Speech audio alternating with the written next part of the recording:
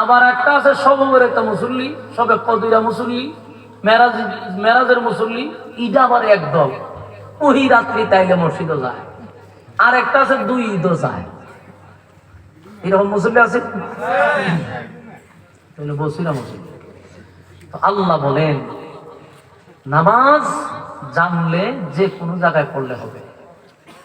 আগে নামাজ আমাদের জানতে হবে। আর নামাজ এমন একটা ইবাদত, এমন একটা ইবাদত যে এই নামাজ ইন্নাস সালাতা তানহা আনিল ফাহশাই ওয়াল মুনকার, নামাজ নামাজি ব্যক্তিকে গুনাহ থেকে বিরত রাখে। বলুন নামাজ, আমার সাথে বল নামাজ গুনাহ থেকে নামাজি ব্যক্তিকে বিরত রাখে। এখন বুঝেন নামাজ কি জিনিস। নামাজ একমাত্র ইবাদত যেটা পড়লে পরে আপনাকে গুনাহ থেকে নামাজ বিরত রাখবে। কিন্তু প্রশ্ন, আমাদের সমাজে আমরা চোখ দিয়া যেটা দেখতেছি, নামাজও পড়ে সুদও খায়, নামাজও পড়ে ঘুষও খায়, নামাজও পড়ে মিথ্যা কথা কয়, নামাজ পড়ে হালাল খায় না, নামাজ পড়ে বেপরদায় চলে, নামাজ পড়ে অন্যের জায়গা দখল করে, নামাজ পড়ে মানুষের উপর জুলুম করে, আসেনি? কিন্তু আল্লাহ কি বলছে? নামাজি ব্যক্তিকে নামাজ গুনাহ থেকে বিরত রাখবে। কিন্তু বাস্তবে দেখতেছি কি, নামাজ পড়লেও এমন কোনো কাম নাই যেটা হ্যাঁ করে না। তাহলে মিলল নি? আল্লাহ তো বলছে কথাটা সত্য, কিন্তু আমরা বাস্তবে সত্যটা দেখতেছি না কেন? এখানে একটা কারণ আছে। কারণ আল্লাহর কথা তো আর মিথ্যা হবে না, আল্লাহর কথা 100% সঠিক। কিন্তু আমরা দেখতেছি যেটা, এটার মধ্যে একটা গন্ডগোল আছে। দেখতেছি নামাজ পড়ার পরে একই আকাম তুফাম করতেছে, তাহলে এখানে কিছু একটা সমস্যা আছে না। আল্লাহর কথা তো ভুল হওয়ার কথা না, মালিক বলছেন সঠিক, কিন্তু হে নামাজ পড়ার পরে তা আকাম করার কথা না। তাহলে করে কেন? বুঝতে হবে নামাজ নামাজ হয় না। আল্লাহ তো বলছেন নামাজি ব্যক্তিকে নামাজ গুনাহ থেকে বিরত রাখবে, তো নামাজই হয় না, তাহলে হেরে গুনাহতে বাঁচবে কেমনে? তখন বলবেন যে নামাজ হয় না কেমনে? বলে আমি আপনাদের কয়েকটা ধরনে বুঝাই দিই। নামাজ ভঙ্গের কারণ আছে 19টা, মানে 19টা কারণে নামাজ ভাঙ্গে। 11 আমি দাঁড় করায়, এক দুইজনে কইতে পারবো কিনা আলেম মাদ্রাসার ছাত্র সারা হুজুর সারা একজনও জানে না যে নামাজটা কয়টা কারণে ভাঙ্গে, জানেন না। এর লিগে দেখবেন এরা কিতা করে জানেনি, নামাজে হারিয়া আল্লাহ আকবার কইছে, খারিছে হারিয়া মসজিদের টাইলস কেমনে লাগাইছে দেখে, এত জানে না নামাজ ভঙ্গের কারণে। এর লিগে মসজিদের টাইলস দেখে, ফ্যান লাগাইছে কটাইটা দেখে, মসজিদের ক্যালেন্ডার এমনি পরে নামাজে হারিয়া। কিরকম নামাজ আমি নিজে চোখে দেখছি। এরপর আবার কেউ যদি ভিজে আয়াতে এটাতে পারে, হ্যাঁ নামাজ পড়ে ইটা খালি শেষ না, হ্যাঁ নামাজও হারিয়া রুকু যায়, সেজদা যায়, ইমাম সাহেবের লগে গিয়া এইখানে কুতুর কুতুর করে, ইমাম সাহেব যেন তাড়াতাড়ি একটা জায়গা করে গলা আঁকি দেয়, সিল্লি দেয়, ইটা করে, একদম একটা তামসা শুরু করছে। হ্যাঁ, অথচ সে নামাজ ভঙ্গের কারণ না জানার কারণে এই কাহিনী করতেছে। যদি জানতো তাহলে এর কাশি দিত না, কারণ বিনা হুজুরে কাশি দিলে নামাজ ভাঙে যাবে।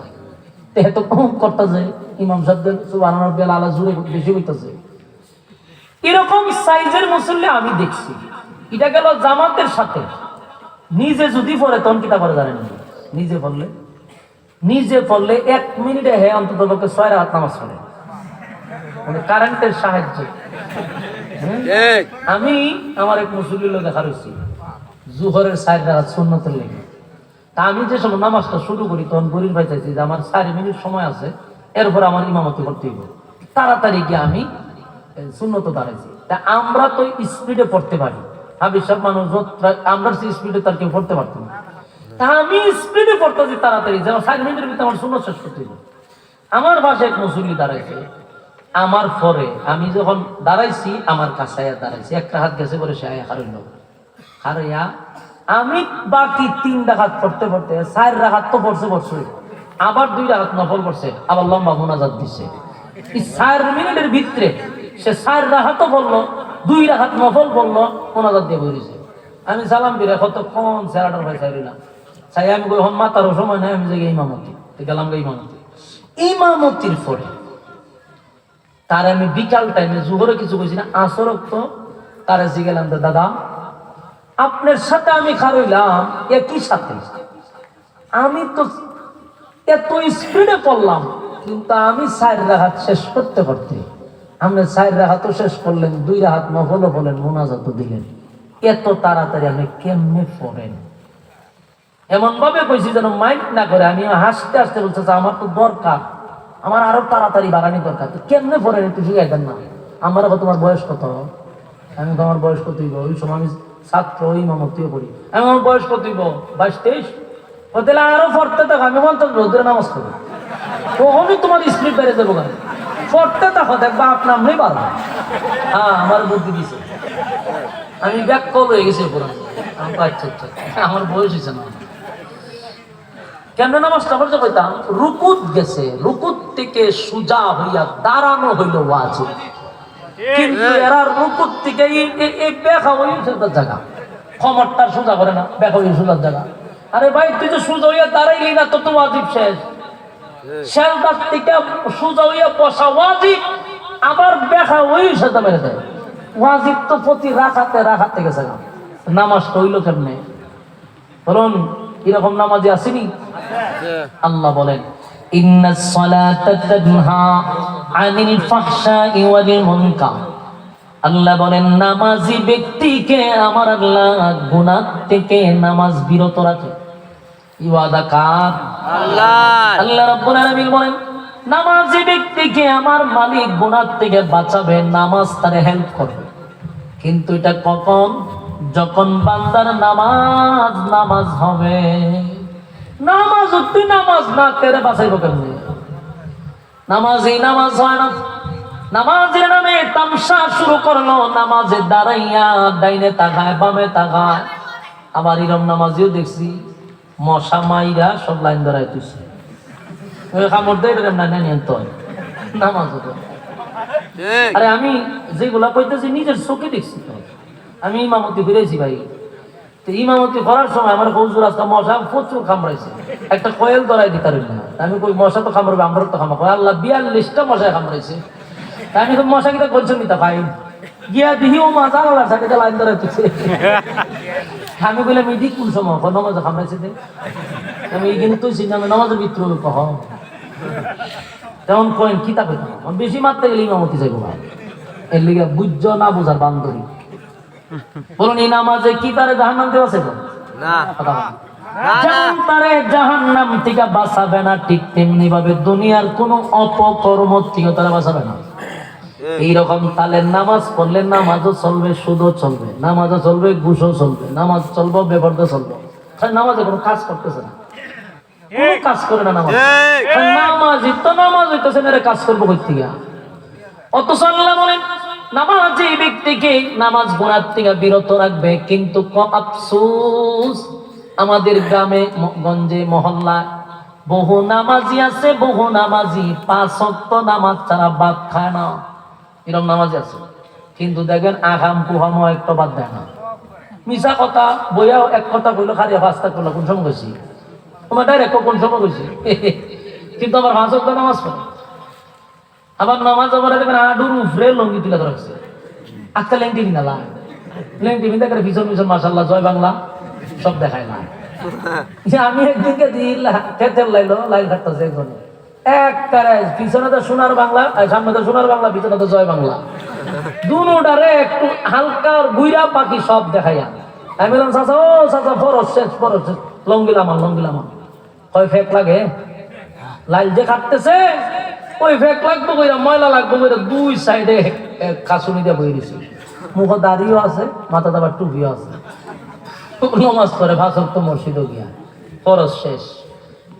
এরকম দেখছেন আপনারা? আমি দেখছি। আমি তো মিথ্যা কথা বলে দেখতে দিতে যাবো আল্লাহ তাআলা যদি, আমি নিজের দেখে এইগুলা বলতেছি।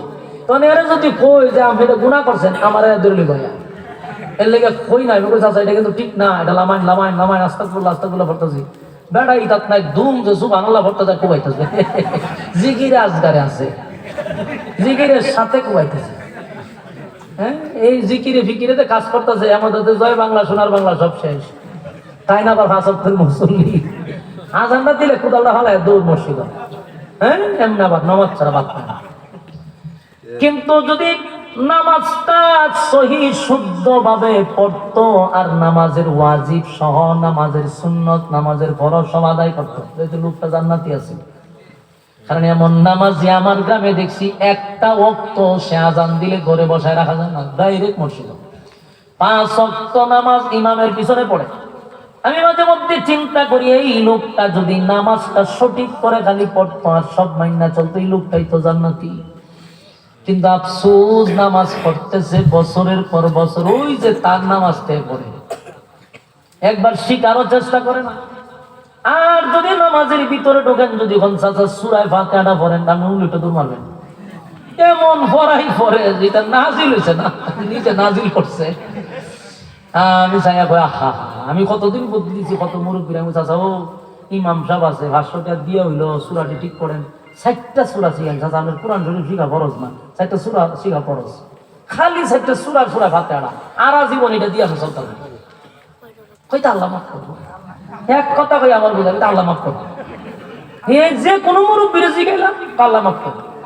আমার কিছু মানে আত্মীয়র মধ্যে কিছু মহিলা আছে না, আমার দাদি কোন অথবা পাশের বাড়ির চাচি কোন, এরা কোরআন শরীফ পড়া অনলাইন মনটা কয় যে না ইটা জাবালে নূরে নাজিল হইছে না, এরা পর্বতে কখনো হইছে না, এমন পড়া পড়ে।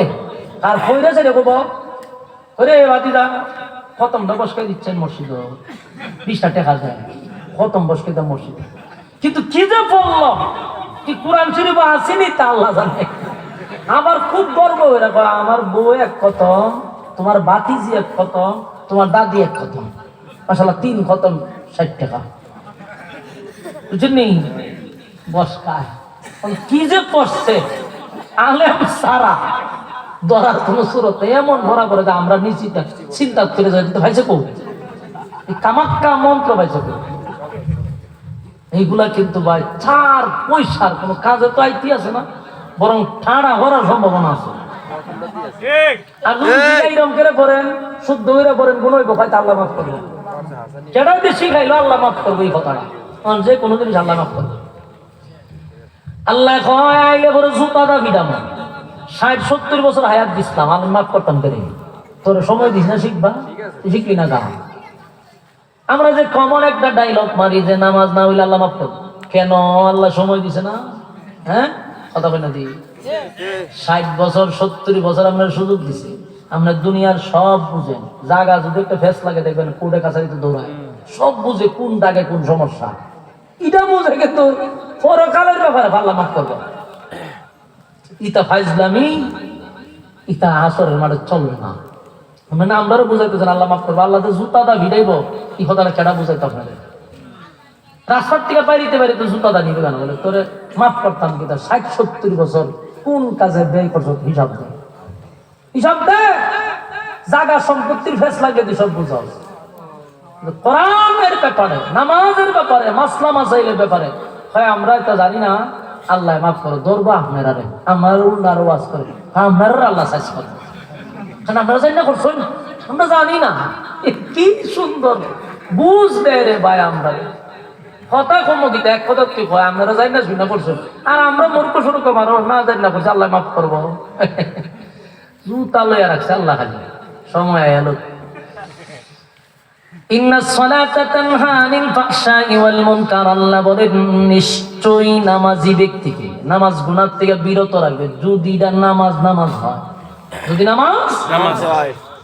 নামাজের ওয়াজিব 14টি, নামাজ ভঙ্গের কারণ 19টি আগে জানতে হবে। সুজা হইয়া রুকুর থেকে সুজা হইয়া 1 তাসবিহ পরিমাণ অন্তত, এটা ওয়াজিব। কিন্তু এর ব্যাখ্যা হইয়া তো জায়গা সেজদা চিন্তা করে জামুইতো তার শুধু একারে তেম করে বাইপাসে জায়গা জায়গা বাইপাসে দ্রুত লেখা, কিন্তু সুজা হইয়া না সময়টাকে ব্যাখ্যা করে এমন জায়গা। মাঝে মধ্যে এমন নামাজ নিজের চোখেও দেখি, কিন্তু কিছু কখন যায় না। এই নামাজ বছরের পর বছর পড়তে পড়তে কপাল একটা দাগ ফলাই দিছে, কিন্তু জানে না নামাজ পড়ার পর হাসরের মাঠে বেনামাজি হইয়া দাঁড়াইব। সেদিন আফসোস করে বলবে আল্লাহ এক ওয়াক্ত নামাজ কোনদিন আমি বাদ দেই নাই, কিন্তু আমি যে বেনামাজি হইয়া দাঁড়াইলাম। আল্লাহ কই তুই নামাজ পড়ছ কোন সময়? ফেরেশতারা কইবে আরে জুতা দা ভাইরা মিছাতে হইলে তুই কোন সময় নামাজ পড়ছ রে? ওমা সারা জীবন নামাজ পড়ে কপালে দাগ ফলাইছি, তো কে জানে কোনো নামাজের রিপোর্ট দিয়েছে না। যখন বুঝবেন নামাজ পড়েন, এই নামাজের রিপোর্ট উপরে যায় না। আপনার নামাজ বললে আমি মুখের মধ্যে ফেরেশতারা ফালায় যে তোরই জাত নামাজের দরকার নাই, আর তুই 60 বছর ধরে নামাজি হিসাবে সমাজের মধ্যে পরিচিত। বাস্তব না বাস্তব? নামাজ পড়তেছে বছরের পর বছর, কিন্তু চেহারাটার মধ্যে এখনো মায়াবী ভাব আছে, দেখলেই বোঝা যায় যে এটা একটা নাফরমান। 5 ওয়াক্ত নামাজ পড়ে, কিন্তু চেহারার মধ্যে বোঝা যায় এটা একটা নাফরমানের নাফরমান। কেন? নামাজের কোনো প্রভাব তার চেহারায় পড়ে নাই, এজন্য নিকৃষ্ট নামাজ হইতেছে না বছরের পর বছর। উজুটাই হয় না, এবং অনেক মানুষকে যদি আমরা ধরি ফরজ গোসলই হয় না। ফরজ গোসলটা কেমনে করে অনেক লোক জানে না, কিন্তু এই মাসআলা গুলি আলেমদের কাছ থেকে লুকাইয়া অথবা গোপনে শিখার চেষ্টাটাও করে না। আফসোস আফসোস আফসোস। ফরজ গোসলই অনেকের মনে হয় গিয়ে দেখেন হয় না, কেমনে ফরজ গোসল করতে হয়। এরপরে উজু হয় না অনেকে, উজু হয় না। আমি অনেক মুসল্লি দেখছি নামাজ কাজে থেকে দিয়ে ওই পাওয়ার টাকনুর নিচে অত্যান্ত জায়গার মধ্যে পানি লাগছেই না। অনেক যদি উজু হয়েছে না, তা আমার ইমামতি শেষ দৌড়ায় বাইতে দিয়ে বলে।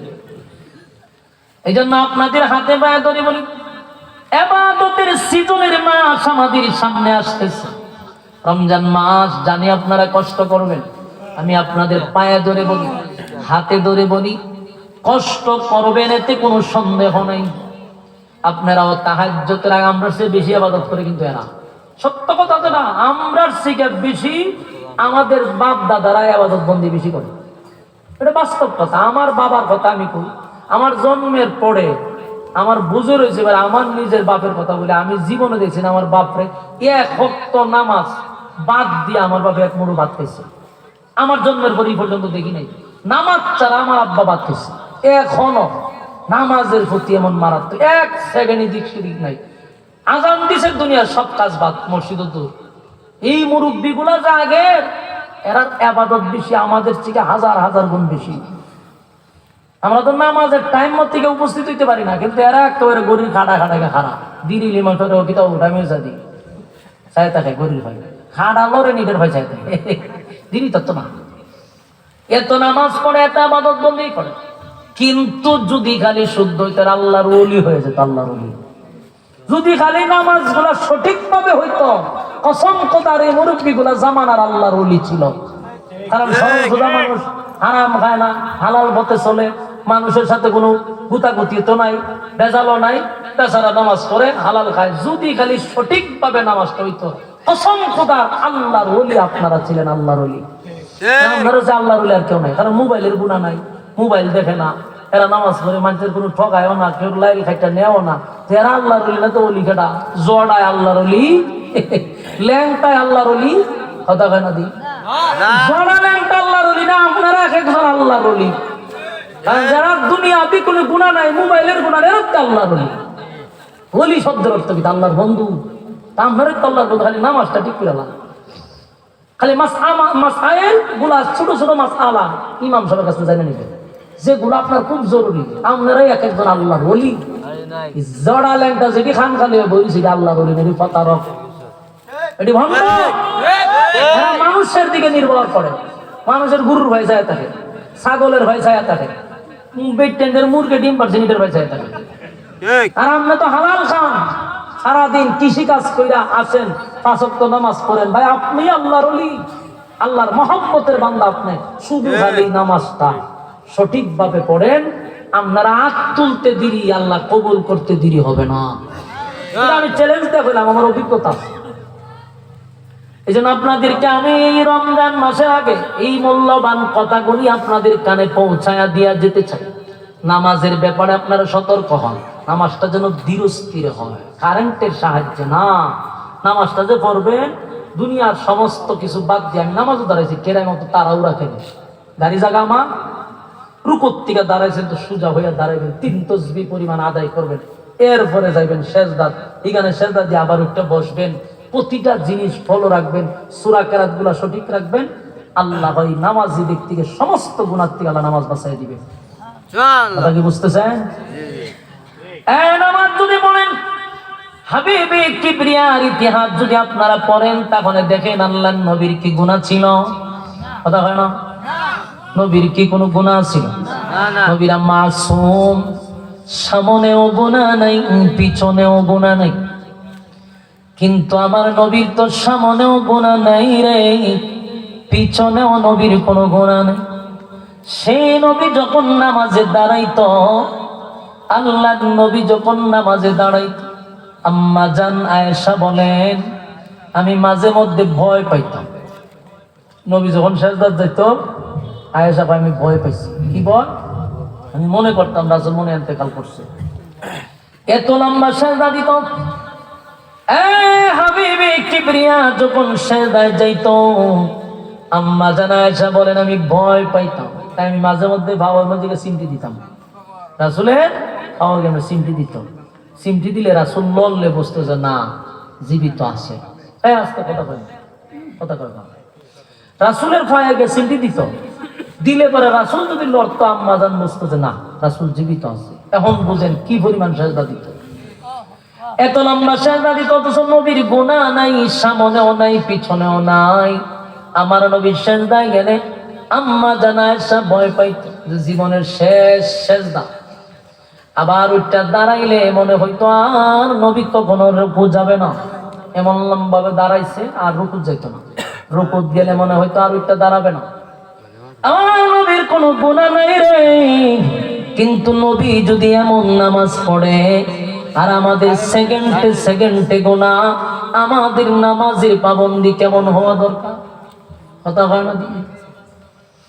নামাজের সিস্টেমটা হলো আপনার ধীরস্থির নামাজ পড়বেন, যেন এই নামাজ দেখে ফেরেশতারা আপনার নামাজটা আল্লাহর কাছে পৌঁছায়। নামাজের মধ্যে কোনো তাড়াহুড়া করা যাবে না, কারণ দাঁড়াইছেন তো আল্লাহর সামনে। আল্লাহর সামনে দাঁড়াইয়া আপনি তো তাড়াহুড়া কেন করতেছেন? সময়ের মালিক কে? আল্লাহ। আল্লাহ দিল সময়, আর মালিকের সময় দেওয়া, মালিকের সময় ভাইয়া মালিক দেন না, তাড়াহুড়া করে। অথচ বন্ধুদের আড্ডায় গেলে আপনার আড্ডা শেষ হয় না, ঘন্টার পর ঘন্টা আপনি গল্প করতেছেন।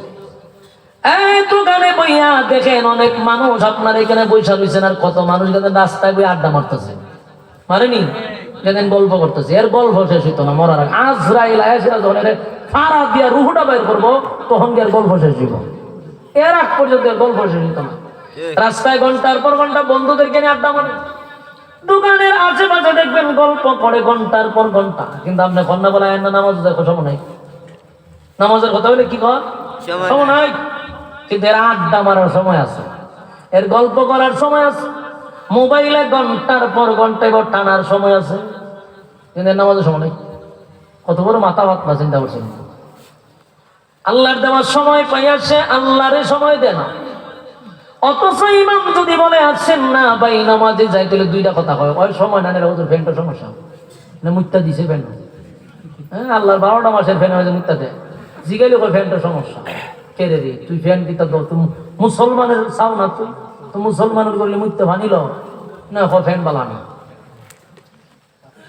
সব সময় একটা অজুহাত ফুলাবান যেটা যুবক এদিকে কইলেও সমস্যা আছে, ফ্যানটা একটু সমস্যা আছে, এমন ভাবে মুত্তা দিছে। সমস্যা থাকতো না, হারিয়া মতে উত্তায় যাবে হারিয়া মতে, হেও হারিয়া মতে বইব কেমনে? কেমন ফ্যান পড়ছে, এটা বইবার ফ্যান না, যে হারিয়া মুতার ফ্যান। এই জন্য আল্লাহর 12টা মাসে হারিয়া মতে জান্না রাখিস, তোরা আল্লাহ বানাইছিল সৃষ্টির শ্রেষ্ঠ এলাকাতে কাররাম না বানি আদম, আর তুই চতুষ্পদ জানোয়ারের মতো মুতোস হারিয়া, আর তোরা আল্লাহ বানাইছিল সৃষ্টির শ্রেষ্ঠ। তো কুত্তায় হারিয়া মতে, তুইও হারিয়া মতে, তো তোর মধ্যে আর কুত্তার মধ্যে ব্যবধান রাখবো। কথা বল না, তুই 4 ফাওয়ালা জানোয়ার আর তুই 2 ফাওয়ালা জানোয়ার, দেশকে মধ্যরই।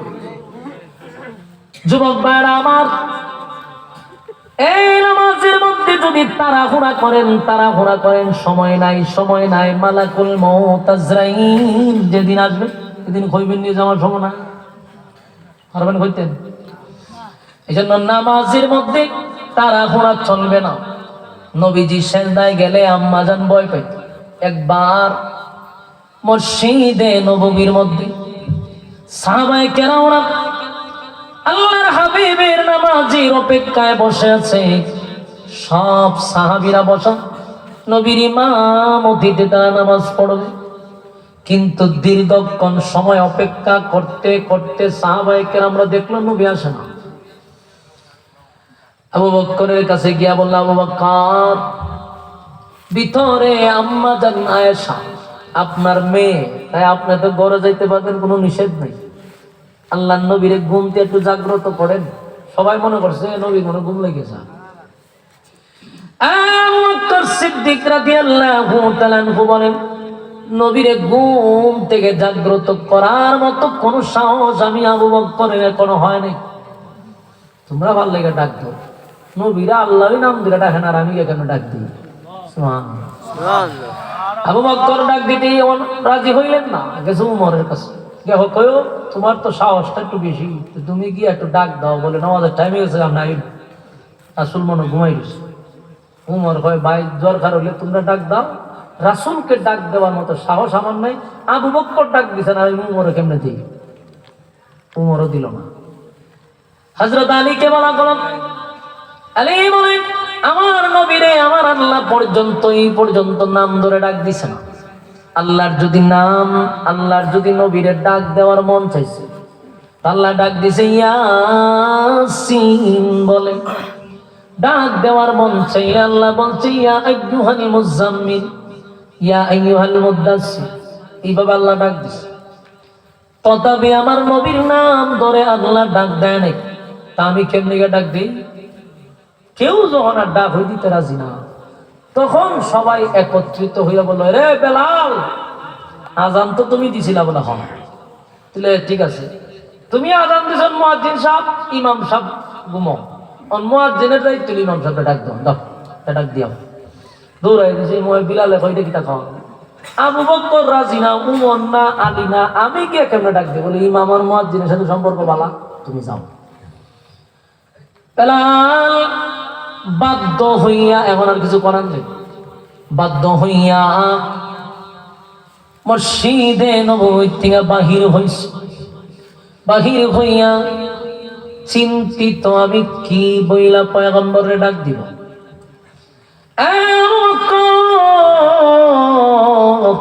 পয়গম্বরকে ডাক দিতে চায় না গো।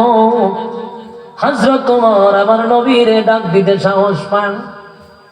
আমি বেলালে পাঠাইল নবীরে ডাক দেওয়ার জন্য, আমি কি বইলা পয়গম্বরকে ডাক দিব? তাই বেলাল চিন্তা করতেছে। আর হুজুরা শরীফের সামনে দিয়া বেলাল একবার যায় আর একবার আসে, কিন্তু কি বইলা ডাক দেওয়ার টুকায় হইতেছে না। গভীর চিন্তায় আছে, একবার যায় একবার আয়।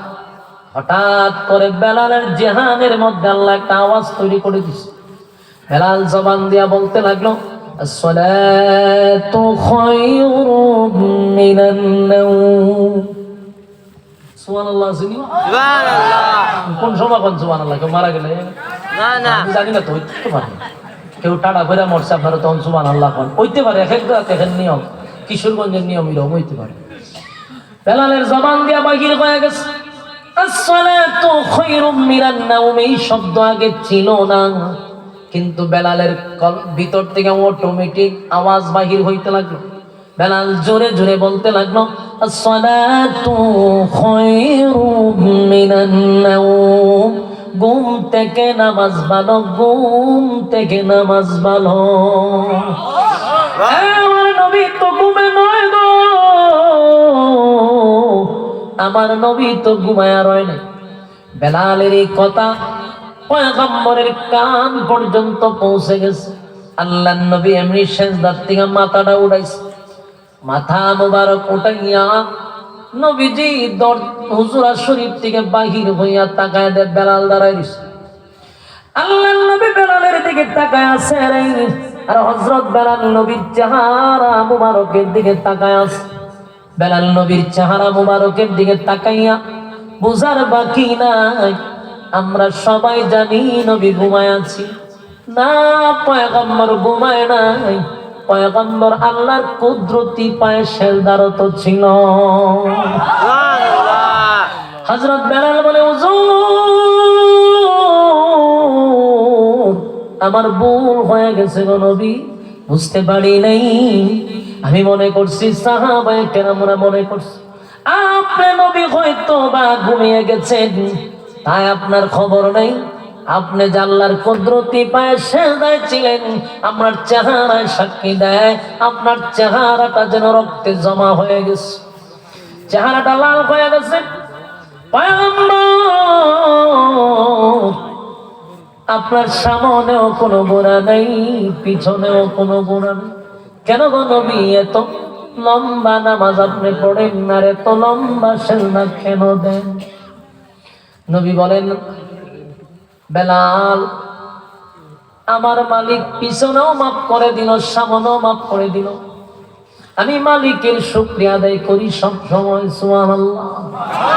বেলালের জড়ায়া দইরা আল্লাহর হাবিব মসজিদে নববীর ভিতরে ঢুকছে, ঢুইকা নামাজ আদায় করলেন সাহাবায়ে কেরামদেরকে নিয়া।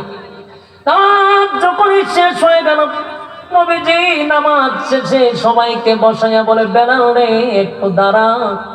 বেলাল দাঁড়াইল। আল্লাহর নবী মুস্কি মুস্কি হাসি দিয়া বলে, বেলাল রে বল, এত সুন্দর কথা তোরে কে শিখাইল? আমার হুজুর শরীফের সামনে যাস, আবার গিয়া বলস ঘুম থেকে নামাজ ভালো, আসসালাতু খায়রুম মিনান নাওম। ঘুম থেকে নামাজ ভালো। খেরে বেলাল, কে তোরে এমন কথা শিখাইলো? আগে কোথাও শুনলাম না, কোথায় পাইলি এত সুন্দর কথা তোরে কে শিখাইলো? বেলাল বলে, নবী গো, আমি যখন হুজুর শরীফের সামনে দাঁড়াইলাম, সবাই আমারে জোর দমস্তি করে আপনার হুজুর শরীফের সামনে পাঠাইছে। আমি এখন চিন্তায় পড়ে গেছি, আবু বকর আপনারে ডাক দিতে চায় না গো নবী, আপনারে উমর ডাক দিতে চায় না, আলী আপনারে ডাক দিতে চায় না। আমিও চিন্তা করলাম, আমার মালিক আপনারে তাহা বলে ডাক দেয়, আমার মালিক আপনারে ইয়াসিন বলে ডাক দেয়, আমার মালিক ইয়া আইয়ুহাল মুযাম্মিল বলে ডাক দেয়, আমার মালিক আপনারে ইয়া আইয়ুহাল মুদাসসির বলে ডাক দেয়। আমি বেলাল আপনারে কেমনে নাম ধরে ডাকবো আমার সাহস হচ্ছিল না। আমি আল্লাহর কাছে সাহায্য চাচ্ছিলাম, মালিক বলো না আমার নবীরে আমি কি বইলা ডাক দেই। আমার কলবের ভিতরে অটোমেটিক আমার জবান দিয়া বাহির হয়ে গেছে, সালাতু খায়রুম মিনান নাওম। আমার জবান দিয়া বাহির হয়ে গেছে। আগামীজি কেউ আমার শিখায়া দেয় নাই। আল্লাহর নবী বলে, এত সুন্দর কথা, আজকের পর থেকে ফজরের আজানের সময় এই শব্দটা তোমরা লাগায়া দিবা। এর আগে এই শব্দ ছিল না। এরপরে ফজরের আজানের সময় অতিরিক্ত আমরা বলি, আসসালাতু খায়রুম মিনান নাওম। আমার যুবক ভাইরা, যেই কথাটা বলতেছিলাম, আমার নবীর সামনেও গুনাহ নাই, আমার নবীর পিছনেও গুনাহ নাই, কিন্তু আমার নবী নামাজে দাঁড়াইলেন, আম্মা জান আয়েশা মনে করতো নবী ইন্তেকাল করছে। এত লম্বা নামাজ আমার নবী পড়তো। আর আমরা এখন নামাজে দাঁড়াইলেন, বোঝা যায় কারেন্টের কোন তার পিছন দিকে লাগায়া দিছে, আর অটোমেটিক শয়তানের মতো খালি উড়ে আর পড়ে। কথা ঠিক নেই? বাপরে বাপ, এমন দ্রুত গতিতে নামাজ আমি দেখছি। এমন মুসল্লি আছে উড়ে আর ভরে উড়ে আর ব্যাঙ্গে যেভাবে লাফাইতে হয়েছে, নামাজ পড়তে হয়েছে না। এই নামাজ কিন্তু আল্লাহর দরবারে গ্রহণযোগ্যতা নাই, এটা আসমানে পৌঁছেই না। 60-50 বছর নামাজ পড়লেন নাই, কিন্তু হাসরের মাঠে বেনামাজি হইয়া দাঁড়াইতে হবে। এই জন্য আপনাদের কাছে আমার একটা অনুরোধ, এখানে যারাই বসছেন, কথাগুলি যদি আপনারা শুনে থাকেন, বলুন আমার কোনো স্বার্থে একটা কথা বলছি। যদি আপনাদের কাছে একটু বিরক্ত লাগছে কথাগুলি, কিন্তু আমি যেগুলা বলছি সমাজের বাস্তবতা। ঘুরে ঘুরে দেখবেন, মসজিদে যাবেন, মাঝে মধ্যে খালি নামাজ পড়লে হবে না, মাঝে মধ্যে বারান্দার তাকাইয়া মুসল্লিদের নামাজ দেখতাম। আমি নামাজ আগে যদি আটতাম, মুসল্লির নামাজ দেখতাম যে কত তালের নামাজ দে পড়ে, কি জাতের নামাজ দে পড়ে আমি দেখছি। এই জন্য নামাজ এটা আল্লাহর সাথে সম্পর্ক করার মেইন মাধ্যম, আল্লাহর সঙ্গে কথা বলার একটা মাধ্যম। আপনি আল্লাহর কুদরতি পায়ে সেজদা দিবেন। যদি নামাজ না হয়, বেহুদা ফজরের সময় উঠলেন, এত কষ্ট করলেন, লাভ হইল কি? তাই আমি আপনাদের কাছে অনুরোধ, আজকের থেকে ওয়াদা করুন, আমাদের নামাজ হবে শুধুমাত্র কেবলমাত্র আল্লাহকে খুশি করার জন্য। কথা হয় না? ইন্না সালাতি ওয়া নুসুকি ওয়া মাহইয়ায়া ওয়া মামাতি লিল্লাহি রাব্বিল আলামিন, লিল্লাহি রাব্বিল আলামিন, লিল্লাহি রাব্বিল আলামিন, লিল্লাহি রাব্বিল আলামিন। আমার নামাজ, আমার রোজা, আমার হজ, আমার যাকাত সবকিছু তোমারই জন্য। ইন্না সালাতি ওয়া নুসুকি ওয়া মাহইয়ায়া ওয়া মামাতি লিল্লাহি রাব্বিল আলামিন, লিল্লাহি রাব্বিল আলামিন, লিল্লাহি রাব্বিল আলামিন। আমার রোজা, আমার হজ, আমার যাকাত, আমার জীবন, আমার মরণ সবকিছু লিল্লাহি রাব্বিল আলামিনের জন্য।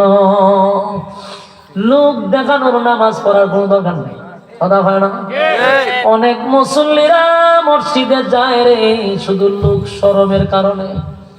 মক্কায় গিয়া নাম পালাইছে হাজি, মক্কায় যাওয়ার আগে আখাম কুখামের পিএইচডি করে বসে দিছে। হ্যাঁ, জাতীয় পর্যায়ের কয়েকবার পুরস্কার প্রাপ্ত আখামে কুখামে। এই লোকটা যখন ফ্যামিলির মানুষ সবাই যাতায়াত দইরা কয় আত হ বান বাইন্দা হজ ভাড়া, শয়তানে খালি ঘুরায় আর খালি দৌড়ে টাইনা টুইনা কয় মক্কা গিয়া নাম পালান হাজি। তো মক্কায় গিয়া নাম পালাইছে হাজি, কিন্তু দেশ তো পুরা ভাজি, পরিবর্তন নাই তো। তখন ঘরের মানুষ কয় রে মক্কায় গিয়া নাম পালাইছ হাজি সাহেব, তুই যে গ্রায় হওয়ার পরে যে বুড়া বেড়ায় যে নামাজ পড়ে না, মিথ্যা কথা কয়, মানছে তো আমরা তুতু দিব। অন্তত পক্ষে ঘরের সবাই নাতিয়ে কয়, বউয়ে কয়, ভূতের বউ কয়, আল্লাহ রাস্তা আব্বা আমরা ইজ্জতটা বাঁচান, মসজিদে যান। কাজানটা দিলে বুড়া বিড়িয়ে গুতায়, ভূতের বউ গুতায়, নাতিরা গুতায়, মসজিদে দৌড় দেন, জোর দুবস্তু করে মসজিদে ভাড়ায়। এত শয়তানটা আগে গুতাইছে, কিরকম এত শয়তানের খারা দিন করে ভাড়াইছে মসজিদে। তখন মসজিদও যায়, কিতা করবো, ইজ্জত বাঁচাইতে গিয়া গেল মসজিদে। কয়েকদিন ওই যে ইতা নামাজ এমনি নামাজটা পড়ে, পড়তে ঘরের সাফে যাইতে একটা অভ্যাস হয়ে যায়। মানে কিতা হয়, অভ্যাস হয়। এটা কিন্তু তার নামাজের তাসির না, এটা তার অভ্যাসের তাসির। সে এখন বাধ্য হয়ে মসজিদে যায়, কেউ খবর লাগে না, অটোমেটিক মসজিদে জায়গা। কিন্তু হে কিন্তু শয়তানের খারাপ জিলকি, হ্যাঁ কিন্তু পরিবর্তনের জন্য এর অভ্যাসে মসজিদে নেই। তো মসজিদে যাওয়া আসা করতেছে, ওখান এলাকার মানুষ একদিন বইয়া হয়েও মসজিদের তো উনি মুরব্বী, আবার হাজি সাহেব, আমরা একটা কাজ করি, মসজিদের সভাপতি ওনারা বানাই দিই, দিছে গো বানাইয়া খারে শয়তানের খারা জিলকিরে। মক্কায় গিয়া নাম পালাই যে হাজি, আর কিছুদিন মসজিদ হয়েছে ভাজি, ফেরে বানাই দিছে এখন সভাপতি। এই সভাপতি যখন হয়ে গেছে মসজিদে, ইমামের গুম হারাম, মুয়াজ্জিনের তো খামোশ শেষ। বাস্তব না বাস্তব? যত জায়গায় ইমাম নির্যাতিত, যত জায়গায় মুয়াজ্জিন নির্যাতিত, বুঝবেন সভাপতিটা শয়তানে বর করে রাখছে। এটারে ডেলি একবার শয়তানে উল্টায় ফালায় লড়ায়। এইটার ব্যাকগ্রাউন্ড চেক করে দেখবেন যে আগে আখাম কুখামের পিএইচডি করছে, পরে হে মসজিদের সভাপতি হয়েছে। এখন তো লোক পাইল মসজিদের সভাপতি, আবার নামের আগে হইলো হাজি। এখন ইমামও তার কথায় চলতে হয়, মুয়াজ্জিনে চলতে হয়। লাগাইছে মসজিদের মধ্যে বালু ভাই, মুয়াজ্জিন কইরে বালু কেড়ে নি, আর 1 মিনিট দিলে মসজিদের টাইমিং গেছে, হুমা খালি দমকের উপরে রাখে। পরে এখন কিতা করবো, ইমাম সাহেব আর মুয়াজ্জিন সাহেব আছে যন্ত্রণা। ইমাম সাহেব মসজিদে গিয়ে আল্লাহ এর একটা ঠাড়া ভালো না, এর অত্যাচার আর টিকতে পারতেছে না, মাহবুব মাহবুব। আর আল্লাহ ইমাম আর মুয়াজ্জিনের দোয়া দিছে কবুল কইরা, এই হাজির গেছে ফেরালাইছে। এখন মসজিদ আইতারে না করে আল্লাহ ইমাম সাহেব আল্লাহ আল্লাহ আল্লাহ আমার দোয়াটা কবুল করছে। এই ইমাম আর মুয়াজ্জিনের অভিশাপে এরা হয় ফেরালাইছে, আর না হয়তো টাটা করে। তাতাতি করবেন, ইমাম মুয়াজ্জিন তাতাতি কইরেন না, জায়গা পর্যন্ত কিন্তু পৌঁছাই দিব মামলা। এমন মামলা দিব যে মুখ দেখা হইব, নাহলে ভাও গেছে জয় বাংলা সোনার বাংলা করে দিব আপনাদের। সাবধানে জানলা। নামাজ মসজিদও যাইবেন আদবের সহিত। ইমাম যখন দাঁড়াইব তখন দাঁড়াইবেন, ইমামকে 1 মিনিট পরে দাঁড়াইলো এই সাউন্ড আপনি করা সহজ। ইমাম সাহেব জোর, ইমাম সাহেব কি ফেরেশতা যে সাথে সাথে হারু দিব? এই যতগুলা মুসল্লি ইমামরে কোর্স করে যে কেন আপনি 1 মিনিট পরে দাঁড়ালেন, এগুলো বেয়াদব জাহেল, এদের কপালে হেদায়েত। এই বেড়া কি ফেরেশতা নি? বেড়ার বাথরুম আছে, বেড়ার প্রস্রাব আছে, 1 মিনিট দেরি শুধু কি হইছে? আমার মাদ্রাসা আমি কোনো কমিটি করছি না, আমার মাদ্রাসা চলে আমার নিয়ন্ত্রণে। আমি যা করছি একা করবার লেগে কোনো কমিটি ঢুকাই না। কিছু মসজিদে নামাজ পড়ে তো পড়লে পরে একদিন আমি সব ঠান্ডা বন্ধ করেছেন, আমার খান আয়া করছি। আমি তো ডেলি কিন্তু আমি খবর পাই না, আবি সাহেব আমার কয় না। একদিন আমি বারান্দাতে শুনি যে হে অর্ডার দিয়েছে ফ্যানটা বন্ধ করবেন। নামাজ শেষে বললাম আপনার কি কোমর ঠাড়া পড়ছে? না। প্যারালাইসিস হয়েছে? না। আপনার কি কলেরায় ধরছে? না। আপনার কি কোনো গজব করছে? এটা কি তা করা? আমি দিলে ফ্যান অফ করতে পারেন না কেন? আবি সাহেব কি আপনার ঘরের চাকর রাখছেন? আপনার টেকা দিয়া রাখছে? ফাইজ দামের সীমা আছে, এটা কমিটি শাসিত মসজিদ না, বাইরন মিয়া। এরপরে পুরো 1 বছর আমার মাথা চাইতেছে না, একবার বাইক দিয়েছে বাইরে। তোর মতো বেদব দোকানের দরকার না। আমার আবি সাহেব তুই কবি কিনা সুইচ বন্ধ কর, তোর কপালে টাটা পড়ছে। অনেক বেদব বলি ইমাম সাহেব বলছে ফ্যানটা চালেন চাই না, তুই নামাজ ফরজ করি ইমামের পিছনে। ইমাম যিনি তোর পিছনে তুই নামাজ ফরজ, ওনারা কেন অর্ডার দিস ফ্যানটা বন্ধ করার জন্য? এগুলোর কপালে হেদায়েত নাই তো, নামাজ পড়লে কি হেদায়েত নাই কপালে? ঠাড়া ফেরে শিখে দেন, ঘরে শান্তি নাই, বউয়ের কাছে শান্তি নাই, সন্তানের কাছে শান্তি নেই। কেন নাই? বেয়াদবি করে। বেয়াদব টিকা গায়রে হাজির বালা। ক্লাসে আপনি আওয়াম দরকার নাই তো বেয়াদবি করে না। কথা বুঝতেছেন? আমি জানি অ্যান্টিবায়োটিক মেরে দিচ্ছে, আপনার কষ্ট হইতেছে। কষ্ট হলে কি করুন কন? সমাজের বাস্তবতা, যেই পিছনে যার পিছনে নামাজ পড়বেন তারা আপনি অর্ডার দিতে পারেন না। আর আমরা দেশে এমন অবস্থা হয়েছে, এখন ইমামরে বাইছে যখন ঘরের বেড়া ওই বাজারে এই ব্যাগটা আপনার বাবিদারে দিলা ইনছেন বাজারে ব্যাগটা ইরমও করে। বাজারে গেছে ইমাম সাহেব ডাকতে ওই ব্যাগটা আপনার বাবির কাছে দিয়ে ফেলেন, ইমাম সাহেবের বাজারের ব্যাগ দিয়ে দেয়, বাবিদারে দিয়ে তো ওই কি তালের মুসল্লি আর এতে কি তালের ইমাম সাহেব। আমি তোর বাইরে বাপটা একদম তোর বাবির দ্বারে দিবার লাগে আমার রাখছে। অথচ কে দেন বেতন দেয় 50 টাকা, তাও 6 মাস নাই। এরম আছে না নাই? এরম বেয়াদব গুলারে সাইজ করে নেবেন। আর ইমাম সাহেব ইয়ং ফুলা ভান গুলারে হাত রাখবেন, মুরব্বিদের সাইজ করবেন লিখেন, জায়গা মতো সাইজ করে নেবেন। ফাইজলামি করে বয়স হয়েছে তো, কিন্তু নামাজ হয়েছে না ঠিক মতে, বেয়াদবি হয়েছে না, শিখছে না, আদব শিখছে না। আর ইমাম সাহেব যদি সুজা না করে তো ইমামের চাকরি যাইব গা, এলে ফুলা ভান দিয়া করাইবেন, বলে যা করবেন তোরা কর। এত মাস এত নসিহত কাম হয় না, তের কপালে হেদায়েত থাকবো কেমনি? কতক্ষণ বাস্তব অবস্থা। এই জন্য রমজান আইতেছে, আল্লাহর রাস্তে ইমাম মুয়াজ্জিনের সঙ্গে বেয়াদবি করবেন না। যদি মন চায় নিজে ফ্যান চালু করবেন, নিজে ফ্যান বন্ধ করবেন। বালু দেখলে ইমাম মুয়াজ্জিনের না কইয়া জারুডা লই আল্লাহর গরুত্ব পরিষ্কার করবেন রে ভাই, নিজে পরিষ্কার করে না। যে মসজিদ পরিষ্কার করে তার কলম আল্লাহ পরিষ্কার করে দেয়। কলম পরিষ্কার হয় না কেন? এটা জীবনে মসজিদে জারু তোলা না, খালি কাপড় করে রাখে ইমাম মুয়াজ্জিন নেই তো তোর কলমের টাটা ভরতে মধ্যে ভরতে কার কবল? মসজিদ পরিষ্কার করা মুমিনের কলম পরিষ্কার হয়। আল্লাহর ঘরে কাজ করবি, ইমান অর্ডার দেশ করে তুই নিজে জারুটা লয়ে নিজে পরিষ্কার করবি, আল্লাহর ঘর পরিষ্কার করতেছি, অহংকার দূর হবে, কলম পরিষ্কার হবে। রাজি আছেন তো ইনশাআল্লাহ? লম্বা কথা কইলি চারজন কাটাকাটা রাজি আছেন? রমজান আসার আগে আমরা ইনশাআল্লাহ প্রস্তুতি নিব, রাজি আছি? আল্লাহ সবাইকে মানার, বুঝার, আমল করার তৌফিক দান করুন, সকলে বলে আমিন। দুরূদ শরীফ পড়েন, আল্লাহুম্মা সাল্লি আলা মুহাম্মাদ। আপনাদের মাদ্রাসার ফসল, এই এলাকার মানুষের অবদানের ফসল। আশিনুল আব্দুর রউফ জাহানুল মাদ্রাসার ছাত্র হাফেজ আহসান হুজুরের কাছ থেকে পাগড়ি নিলেন। এই ছাত্র আমাদের মরহুম ইউসুফ আলী ভাইয়ের ঘরে খানা খায়া হাফেজ হয়েছেন। আমরা দোয়া করি আল্লাহ যেন ইউসুফ আলী ভাইয়ের কবরকে, এই হাফেজের কোরআনের তিলাওয়াতের বরকতে তার কবরকে জান্নাতের বাগান বানায় দেয়। এই গ্রামের অনেক মানুষ ছাত্র হয়, আমরা সবার জন্য দোয়া করব। এই গ্রামের মসজিদ মাদ্রাসায় যারা অর্থ দেওয়া, সময় দেওয়া, وإن لم تغفر لنا وترحمنا لنكونن من الخاسرين اللهم بارك لنا في رجب وشعبان وبلغنا رمضان يا أرحم الراحمين يا أرحم الراحمين يا حي يا قيوم الله রব্বুল আলামিন আল্লাহ আপনার মহব্বতের বান্দাদেরকে নিয়া আল্লাহ দীর্ঘক্ষণ সময় আপনার মহব্বতের বান্দারা আরামের ঘুম হারাম করে নরমাল বিছানাতে বসে আল্লাহ ঘন্টার পর ঘন্টা দিনই কথা শুনতেছিল মৌমাছির মতো তারা বসা বৃষ্টি বাদলের দিনেও তারা আপনার মহব্বতে এখানে বসে আছে সাদা সাদা দাড়িওয়ালা মুরব্বীরা আমার সঙ্গে হাতটা বাড়াইছে হাজী সাহেবরা হাত বাড়াইল ছোট ছোট মাসুম বাচ্চারা হাত বাড়াইছে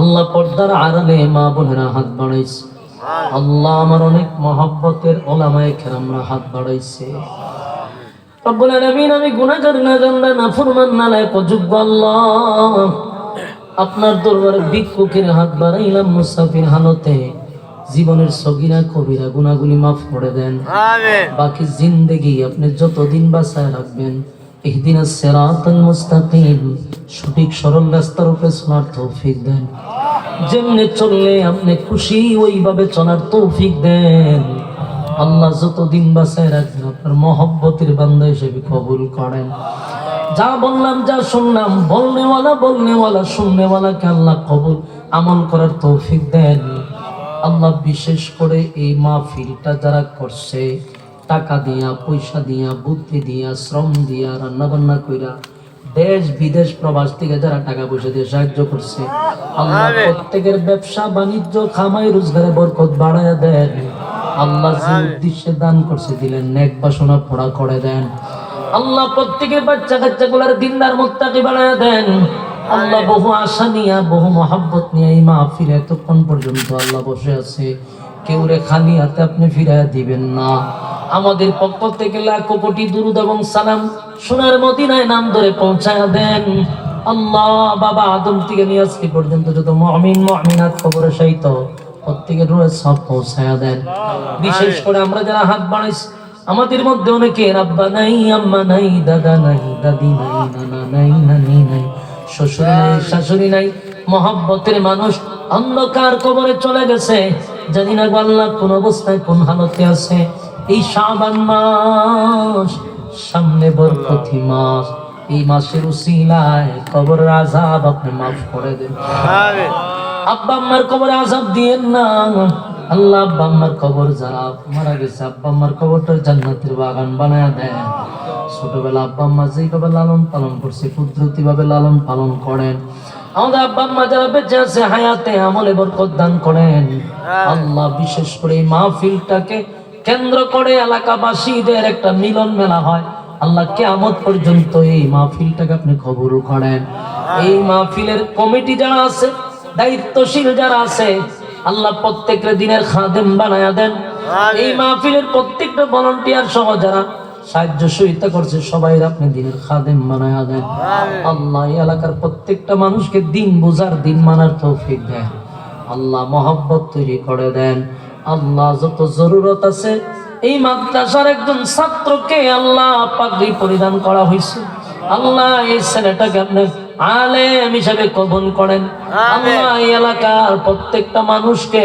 মাদ্রাসামুখী করে দেন মাদ্রাসার জরুরত খাইবে খাজানার থেকে পুরা করে দেন আল্লাহ শেষ দরখাস্ত এই বৃষ্টি বাদলের দিনে যারা হাত বাড়াইছে একজনেও খালি হাতে ফিরে দিয়েন না যে যেই নিয়তে হাত বাড়াইছে প্রত্যেকের দিলের নেক বাসনা পুরা করেন আল্লাহ আল্লাহ ব্যবসা বাণিজ্য বরকত দেন ঋণ যারা ঋণগ্রস্ত ছিলেন থেকে মুক্তি দেন পেরেশানির থেকে আল্লাহ মুক্তি দেন আল্লাহ খামাই রোজগারে বরকত দেন আমরা যারা হাত বাড়াইছি আল্লাহ সমস্ত কিছুর উপরে লজ্জিত মাফ করে দেন নবীজির জুতার দোলার বরকতে দুয়ারে কবুল করেন আমার ডাইনে বামে সামনে পিছনে যত গুরুস্থান আছে প্রত্যেকটা মুর্দা গানের কবরে সব পৌঁছায়া দেন সুবহান রাব্বিকা রাব্বিল ইজ্জাতি আম্মা ইয়াসিফুন ওয়া সালামুন আলাল মুরসালিন ওয়ালহামদুলিল্লাহি রাব্বিল আলামিন।